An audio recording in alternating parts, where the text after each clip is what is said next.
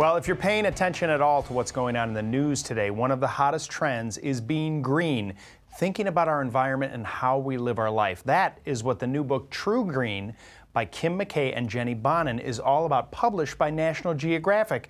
And today, Kim is with us. Thanks for joining us this morning. My pleasure, Lou. Now, your co-author, Jenny, is down in Australia. She is. We both live in Australia, where we're very active in local environmental issues, but I also work with National Geographic a lot, so I'm up here in the States regularly. And they, of course, are the publisher of the book.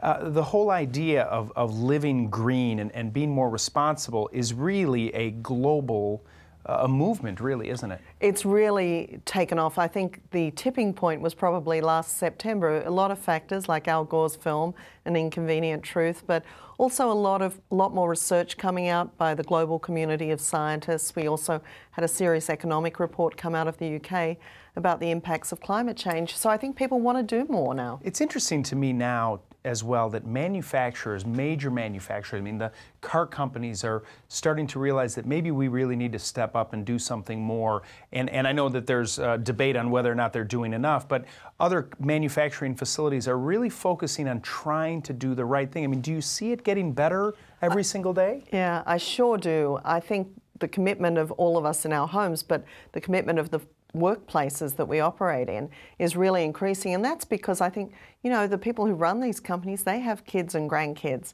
They're concerned about their future too. So we really need industry to do even more. You go about in the book sort of taking us step by step in sort of our everyday life, and it's kind of small little pieces of advice that not only say, look, if you do this and you do this, you're going to save money, but you're also going to benefit our environment by less greenhouse gases, or maybe not wasting as much natural gas or oil, whatever it is you're using to produce these kinds of fossil fuels and taking them away. Exactly. We say that True Green is just a new way of living, that every part of our lives we're consuming, and we just need to think in a new way about maybe consuming less and buying products more thoughtfully.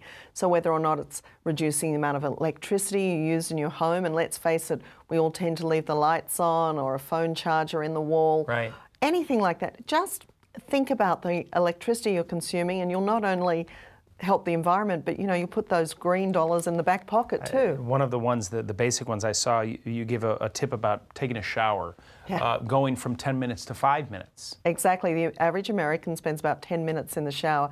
Do you know you could save 4,600 gallons of water a year if you just cut that shower time in half? And of course, it not only saves water, which is a very precious commodity, but it also saves electricity, because your hot water service is one of those appliances in the home that really chews up electricity. Right.